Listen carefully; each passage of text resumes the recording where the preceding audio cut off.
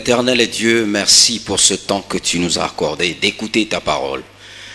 Laisse que je disparaisse pour le moment et que le Saint-Esprit nous parle. Prépare nos cœurs, ô Seigneur, parce que nous avons besoin de toi. Rends nos cœurs assoiffés de toi. Manifeste-toi en ce lieu. Au nom de Jésus-Christ. Amen. Merci beaucoup. Je suis moi-même très content de l'étape de la Sainte Seine. Les enfants de Dieu ont dit, vous les anciens, vous allez voir comment nous allons prendre les repas de Dieu. Et nous avons été tous mobilisés de l'autre côté. Et c'est une très bonne expérience. Ils savent déjà quelle quantité souvent ils préparent. Et aujourd'hui, ils ont vu autre chose.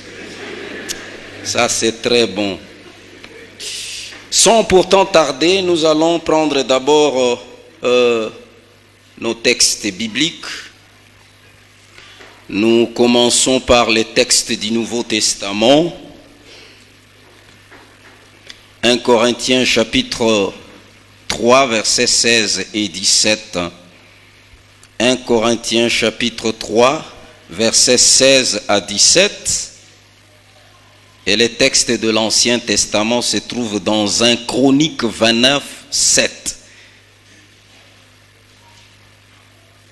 Je commence par 1 Corinthiens chapitre 3, verset 16. Je lis ça dans la version Louis II 1910.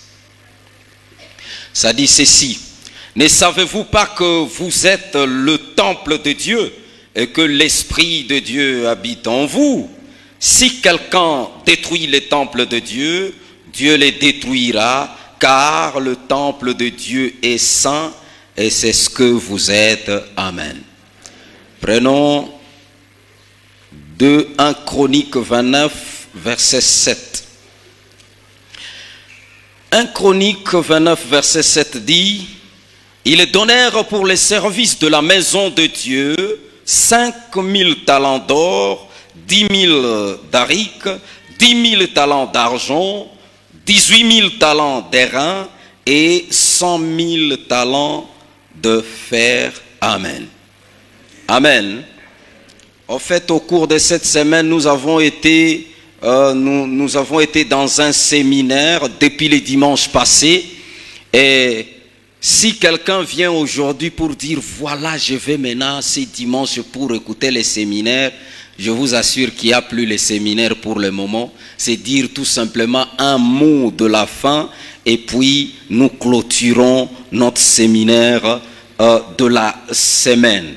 En fait, si je peux juste rappeler les mots-clés du séminaire, je pourrais dire que les mots-clés étaient l'obéissance, et donc l'obéissance, et puis cette obéissance qui nous conduit à la discipline.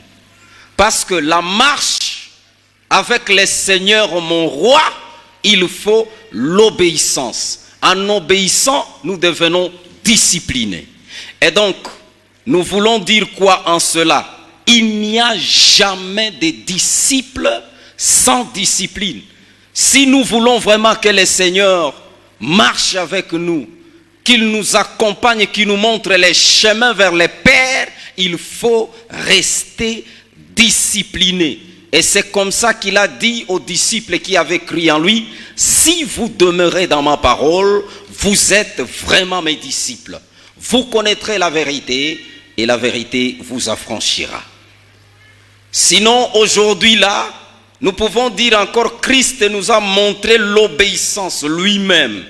Il a obéi au Père jusqu'à la mort. La mort de la croix. Il a obéi au Père jusqu'à entrer dans les tombeaux. Moi, je m'imagine du trône céleste jusque dans les tombeaux. C'est pas facile si ce n'est pas l'obéissance et dans une très grande simplicité. Je me disais, moi là, si j'étais Christ, peut-être avec mon orgueil humain, là je vais taper les gens qui m'arrêtent. Je vais donner aux gens des gîteaux célestes et ils meurent. Mais Jésus obéit, ces créatures sont en train de cracher sur lui, les faire souffrir jusqu'à la mort de la croix, jusqu'à entrer dans la tombe. Et Dieu l'a souverainement élevé. Son nom est plus élevé que tous les noms. Et ça me bénit. C'est ça, marcher avec le Seigneur dans l'obéissance, dans l'attitude de l'adoration, dans la simplicité, dans l'humilité. Aujourd'hui, là, je voudrais que nous puissions parler du sous-thème « Servir Dieu comme temple ». C'est ça, servir Dieu comme temple. Et voilà nos deux textes bibliques que nous venions de lire sont là. Et je ne veux pas prendre beaucoup de minutes ici. Sinon, dans ces thèmes de servir Dieu comme temple, nous allons étudier 2 points. Le premier point, la valeur spirituelle du temple. Et puis, le second point, ça sera la valeur économique du temple. Et à la fin, nous allons conclure pour que nous puissions vraiment mettre un point final à notre séminaire. Parlons de la valeur spirituelle du temple. En fait, mes frères et sœurs, ce que nous venons de lire dans 1 Corinthiens, chapitre 3, versets 16 à 17, l'apôtre essaye de montrer là-bas la valeur du temple. Et quand l'apôtre Paul parle, là, ici, il tire encore les oreilles des Corinthiens parce que les Corinthiens avaient souvent la confusion et mélanger les choses. Ils veulent mélanger et Christ avec le monde. Ils veulent mélanger Christ et les péchés. Ils entrent à l'église, mais ils envient encore les activités pécheresses du monde. Et c'était vraiment une confusion. C'est pourquoi même au chapitre 5, l'apôtre est en train de leur dire, on constate des péchés au milieu de vous, vous qui êtes chrétiens dans l'église, des péchés qu'on ne trouve même pas chez les païens, au point que l'un de vous a pris la femme de son père. Les païens n'en font pas. Et c'était vraiment une église qui a fait du mal à l'apôtre Paul dans son cœur. Mais il voulait maintenant le ramener au chemin. Il y a des gens qui prenaient leur corps, qui est d'ailleurs le temple dont on parle ici.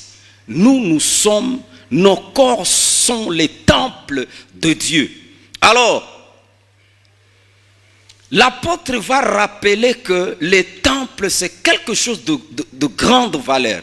Il faut vraiment respecter les temples de Dieu.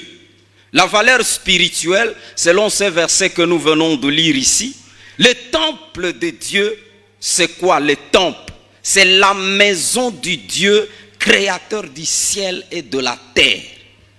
Et quand vous allez chez les Juifs, leur temple est là, qu'ils ont construit, c'est ça l'adresse physique de Dieu. Si on cherche l'adresse physique de Dieu au milieu des hommes, il faut aller au temple, la maison du Créateur du ciel et de la terre. Le temple là de Jérusalem, si on est dans l'ancienne alliance, et on va voir comment nous allons appliquer ça avec ce que Paul dit ici. Le temple, c'est la maison de Dieu. Et ce Dieu-là, créateur du ciel et de la terre. Nous ne parlons pas de n'importe quel Dieu. Un Dieu puissant, un Dieu qui a créé l'univers. Et quand on parle du temple dans la Bible, c'est sa maison. Le temple est saint, car son propriétaire est saint. Donc le temple, c'est un endroit spirituellement propre. Dans les temples, vous ne pouvez pas amener du n'importe quoi, parce que c'est un lieu saint, comme son propriétaire est saint. Le temple, c'est la maison de prière et d'enseignement, comme comme le Seigneur Jésus l'a dit dans Matthieu 21, 13, lorsqu'il a chassé les gens du temple parce qu'ils l'ont rendu comme caverne de vente, il les a chassés du temple pour montrer que le temple, c'est la maison des prières. Vous ne pouvez pas venir faire des échanges et vendre des pigeons dans les temples. C'est contradictoire à la parole de Dieu et à la logique de Dieu. Le temple là, voilà, c'est une construction divine. Comme Christ lui-même est un grand temple de Dieu, toute personne qui entrera en Christ sera sauvée. Christ lui-même comme la grande construction divine. Et nous devons comprendre que le temple est très précieux. Comme on n'a pas le temps, je voudrais qu'on évolue vite. Mais au niveau de conclusion et application, on va essayer d'approfondir quelque chose pour terminer. Parlons de la valeur économique. La valeur économique du temple, je vous dis bien que le temple coûte cher, même financièrement. Et ici, c'est là notre verset d'un Chronique 29, là où nous avons lu dans l'Ancien Testament. Et je retourne au temple que Salomon a construit, je dirais bien, en 900 ans, vers 900 ans avant Jésus-Christ. Alors, dans un Chronique 29, 7, nous avons lu le verset qui dit « Ils donnèrent pour le service de la maison de Dieu 5000 talents d'or, 10 000 d'aric, 10 000 talents d'argent, 18 000 talents d'airain et 100 000 talents de fer. » J'aimerais qu'on aille directement dans les calculs parce que je voulais que nous puissions évaluer ensemble la valeur économique du temple de Salomon. Maintenant, c'est à la conclusion où on viendra faire un peu le parallélisme pour comprendre vous, en tant que temple de Dieu, nous, ayant des corps temple de Dieu, quelle est notre aussi valeur économique? Quel est le prix qui a été payé? Alors, j'aime la version second 21. Second 21 dit de ce verset ceci. Ils donnèrent pour le service de la maison de Dieu 150 tonnes d'or. Ok? C'est ça la seconde, disons la version second 21. 150 tonnes d'or, 300 tonnes d'argent, 540 tonnes de bronze, 3000 tonnes de fer. Voilà les calculs à notre temps, comment nous pouvons le comprendre. Mes frères et sœurs, le temple de Salomon, construit 900 ans avant Jésus, les matériels de construction, ça a coûté d'abord, il y a eu 150 tonnes d'or. Et quand nous parlons de 150 tonnes d'or, ce n'est pas 150 kilos, je suis en train de peser mes mots. Peut-être que vous allez dire, le prédicateur est en train de se tromper. 5000 talents d'or, c'est 150 tonnes d'or. Et puis, dans ces 150 tonnes d'or, médias, soyez souples pour me donner les éléments. 1 kilo d'or. Comme je suis de Bunia, j'ai laissé 1 kilo d'or à Bunia au prix de 67 000 $. Ça, c'est 1 kilo. Ce n'est pas encore une tonne, non. Nous sommes en train de calculer la valeur économique. Alors, en voyant cela, donc, une tonne d'or, ça sera ces 67 000 multiplié par 1000.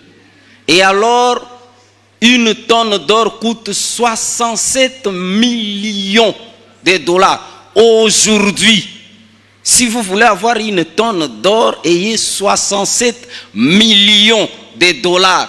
Ça, c'est le calcul que nous sortons de ce verset.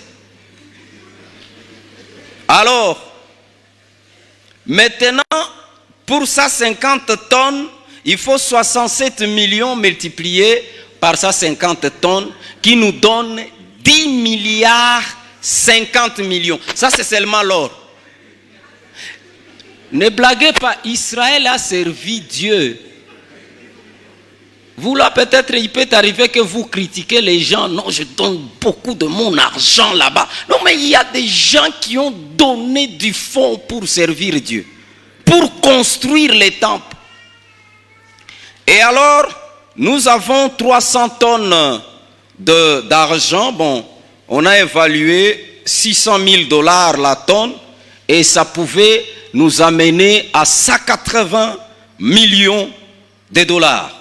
540 tonnes de bronze à 6 500 $ la tonne, 3 510 000 $. Bon, le fer ne coûte pas tellement cher, on a même sous-estimé. On peut dire le tout, ça 50 000. Maintenant, ce qui coûte cher, mes frères, a aussi une main-d'œuvre élevée. Parce qu'une architecture, sa main-d'œuvre dépend de ce qu'elle coûte. Alors, nous avons vu que la main-d'œuvre, autre matériel et imprévu, pouvait aller jusqu'à 2 milliards 50 millions. Mais dis, où est mon chiffre? Bon, cherchez ça lentement. Alors, tout cet argent, mes frères, les enfants de Dieu ont donné pour construire les temples. Et si nous voulons construire les temples que Salomon a construits pour son Dieu, 900 ans avant Jésus-Christ, si nous voulons le construire ici à Gome, il faudrait que nous ayons 12 milliards 483 millions de $. Depuis que je connais le budget de la RDC, on n'a jamais eu un budget annuel de cette taille. Et, alléluia, nous sommes ensemble. Vous savez, mes frères, 12 milliards là, c'est un chiffre. Bon, il y a même des intellectuels qui ne peuvent pas comprendre ces chiffres. Oui, 12 milliards. Le premier milliardaire africain a 10 milliards. Il n'a pas ça. Et ce milliardaire-là, ne vous détrompez pas, il n'est pas à Goma. Il est ailleurs. Pas même au Congo. Et alors, je me suis dit, quel chiffre, mon Dieu, pour te servir? Et je me suis demandé, j'ai fait juste une recherche. Est-ce que dans le monde actuel, il y a une maison qui peut coûter cet argent au 21e siècle aujourd'hui? J'ai fait un peu ma recherche sur Internet. Bon, Internet, donnez-moi la maison la plus coûteuse, la plus chère du monde. Tellement que votre Internet là est très gentil comme du jamais vu. 17 buildings les plus chers du monde. On me montre, j'ai dit non, je n'ai pas besoin de 17. Le premier là.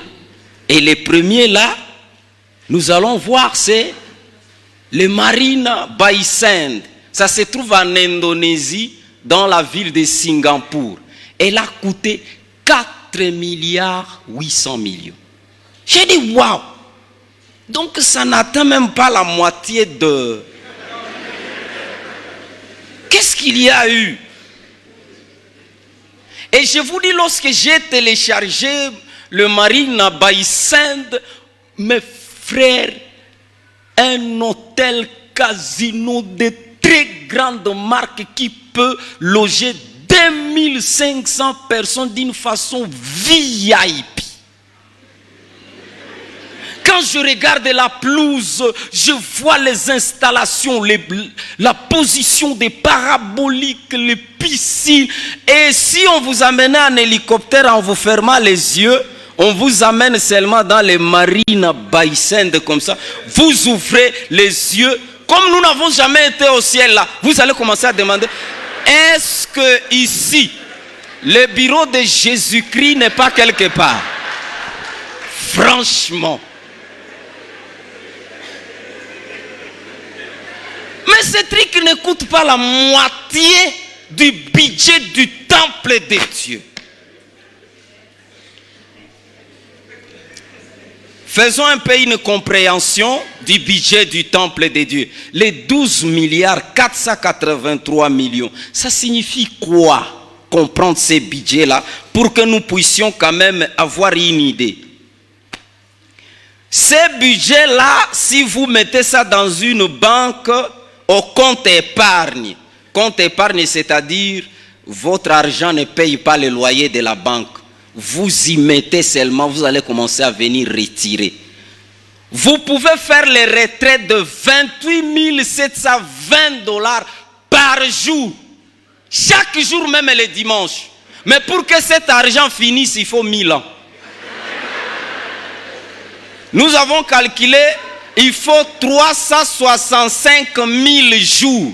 Alors qu'une année n'a que 365 jours. Alors multiplié par 1000, c'est 365 000 jours. Et c'est là maintenant que cet argent va finir. Cet argent payera des enseignants. Si nous avons 1000 enseignants, nous leur donnons par mois 287,2 $. Cela va finir après 100 ans. Média, vous êtes un peu en retard par rapport à moi. Hein? Bon, on avance. Mais mes chers amis, cette maison glorieuse qu'on appelle temple là, ne mesure que 9 sur 27. Mais on l'a garni d'or. Mais les coupes en or, il y avait 10 chandeliers en or. Chaque chandelier 50 kilos. Il y avait 10 tables de pain de proposition. Toutes ces tables garnies d'or. Aïe, très jolies.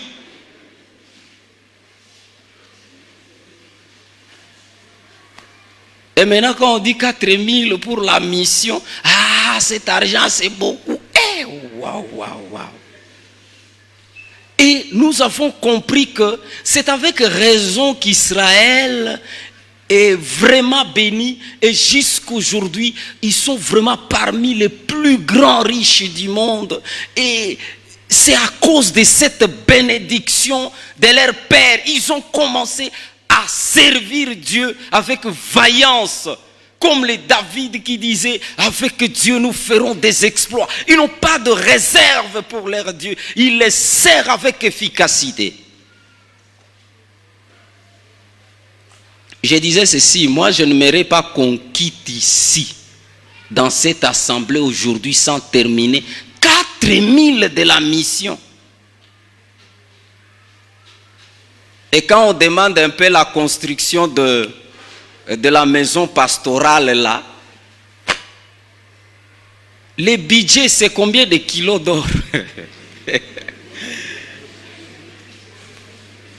Voilà mes frères et sœurs, ça c'est la valeur économique du temple. Et maintenant, la propreté qu'il y avait dans le temple là. Donc tout était en ordre et respectueux. Essayez d'amener la saleté là, on vous lapide. Vous n'allez pas vivre. Et Israël respecte le temple. Il les respectait, même aujourd'hui déjà démoli, même cette partie démolie, le temple n'est plus là, on l'a démoli. Il respecte l'endroit là. C'est comme ça que Jésus s'est cogné avec les Juifs en disant, bon, le temple ici, je peux le démolir. Et toi, tu vas démolir quoi? Et devant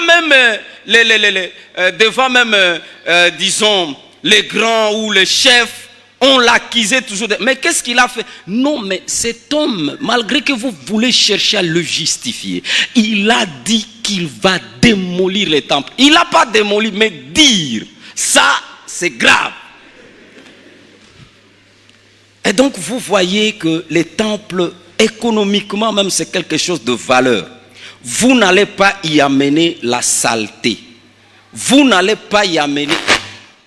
Vous y faites arriver... par exemple, de l'huile moteur en noir, on vous tue. Vous y faites arriver n'importe quoi, vous êtes lapidé. Vous savez, la saleté qui pouvait atteindre les temples, c'était quoi? Juste la poussière. Et ces poussières-là, les sacrificateurs étaient là maintenant pour épousseter avec des linges. Là, je voulais vous ramener dans votre personne ou votre corps en tant que temple de Dieu. Pour les chrétiens, quel est le péché qui peut arriver dans la vie du chrétien? Ce sont des péchés poussières. Ces péchés poussières, c'est quoi? Des péchés involontaires. Vous passez, quelqu'un injurie, ça entre dans vos oreilles. Voilà les péchés du chrétien.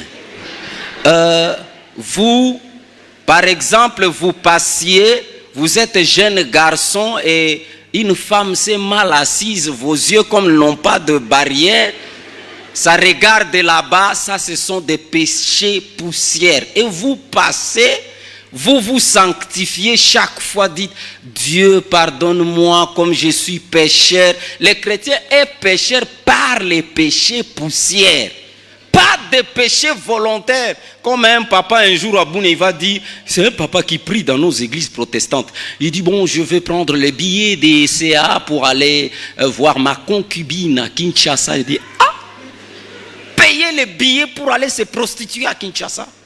Donc nous ne sommes pas appelés à ce type de péché volontaire.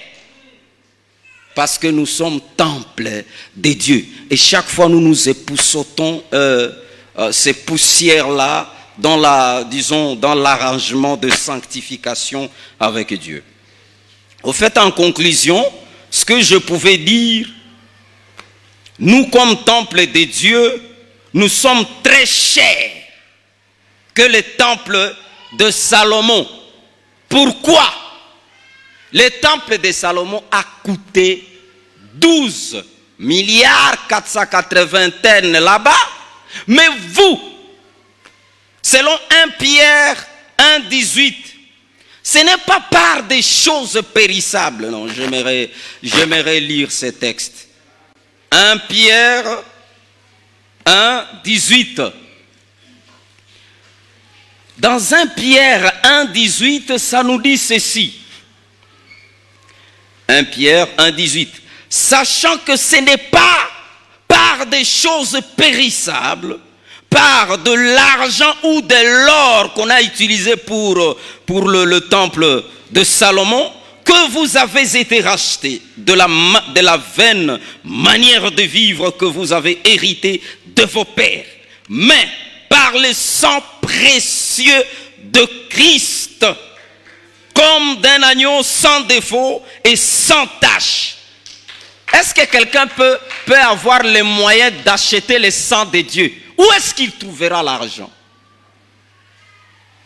Nous sommes plus précieux que le temple qui a coûté des millions, racheté par le sang de Jésus.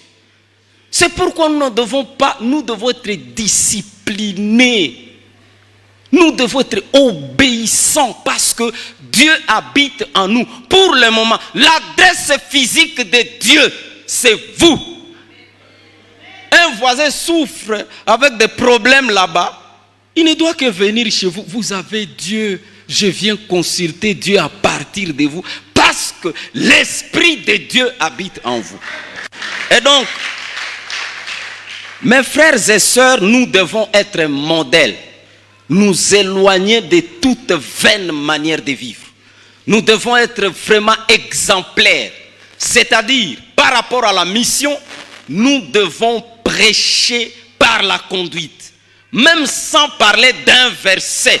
Que les gens sentent que réellement Dieu habite en nous par une bonne conduite qui prêche plus que ce que je fais ici. Je vous dis, la conduite prêche plus que ce que je fais ici. Si ce que je dis devant vous se marie avec ma conduite, ça devient maintenant une prédication très très efficace. Et c'est ce que j'ai conseillé à certaines mamans qui avaient de très grandes difficultés dans leur foyer parce que leurs maris étaient des païens. Et je leur ai dit, maman, ne prêchez pas vos maris avec des versets que vous ouvrez de la Bible comme ça. Ils risquent de vous frapper cette Bible au front. Comportement, votre comportement doit prêcher. Lorsqu'il se méconduit, vous vous montrez la bonne conduite de Christ. Lorsqu'il arrive même à 2h du matin, ne le punissez pas. Ouvrez la porte avec joie, mon mari, bisous, viens. Vous le faites entrer, vous lui donnez à manger. Et il va commencer à se poser des questions de la bonne conduite en contraste avec ce qu'il fait. Et il sera prêché plus efficacement que de commencer à ouvrir des versets. Jean 3,16 dit ceci. Je vois que ton comportement, il va te taper. Que Dieu nous aide, frères et sœurs, que nous puissions comprendre, nous sommes missionnaires parce que, après avoir acquis cette nouvelle naissance par Jésus, Christ fait naître en nous une sémence qui doit transformer notre vie et que notre conduite doit devenir disciplinée et puis obéissant à Dieu, prêchant les autres. Et là, réellement, nous allons marcher avec le Seigneur et tout le monde dira que voilà, le Seigneur est réellement roi par rapport au témoignage de cet homme, par rapport au témoignage de cette femme. Maintenant, dans notre vie pratique, qu'est-ce que nous sommes en train de faire? Aujourd'hui, ce pays qui est vraiment corrompu, de la plante du pied jusqu'au sommet de la tête, on ne comprend absolument rien. Même là où vous êtes en règle, on vous cherche toujours des complications. Non, ça ne va pas. Pour chercher de l'argent de surplus, c'est toujours. Enfin qu'il bouffe, et ça n'arrive jamais aussi dans le denier public. Et je me pose toujours la question, quel est l'impact de l'Église de Christ aujourd'hui? Nous, chrétiens, est-ce que nous impactons vraiment? Quelqu'un qui est temple de Dieu doit impacter le monde. Parce qu'il coûte cher lui-même. Christ l'a racheté.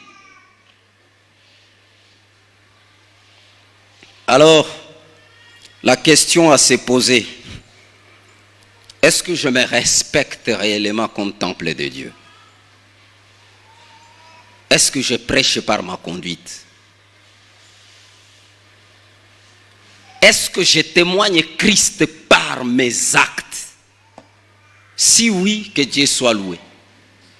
Mais sinon, c'est très dangereux. Lèvons-nous pour la prière. Jusqu'au bout, je vais te suivre dans les bons, les mauvais jours. À toi pour mourir et vivre.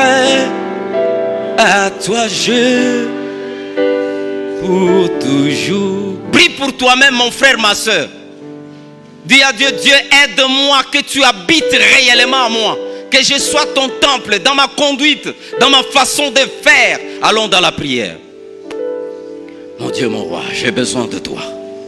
Seigneur, tu es merveilleux, bon, digne de recevoir louange et adoration. Laisse que je sois réellement ton temple, afin de prêcher ta parole. par les actes. Mon Dieu, souviens-toi de nous. Agis avec puissance, ô Père. Malgré les faiblesses, Père, manifeste-toi pour donner la force d'être vraiment temple saint, digne de confiance. Que nous soyons des temples saints, dignes de confiance. Que nous puissions prouver que tu es notre roi, ô éternel et Dieu. Merci Père, parce que tu feras au-delà. Seigneur, je prie pour ton peuple. Manifeste-toi dans ce peuple. C'est avec ce peuple que tu transformeras le monde. Alors je t'invite, Jésus, aie pitié de ce peuple et continue à le transformer. Règne réellement en eux, afin qu'ils fassent des exploits avec toi. Donne-nous la discipline, parce que nous sommes tes disciples. Donne-nous une obéissance totale à toi. Sois béni, sois loué. Bénis ta parole dans nos cœurs. Au nom de Jésus-Christ. Amen.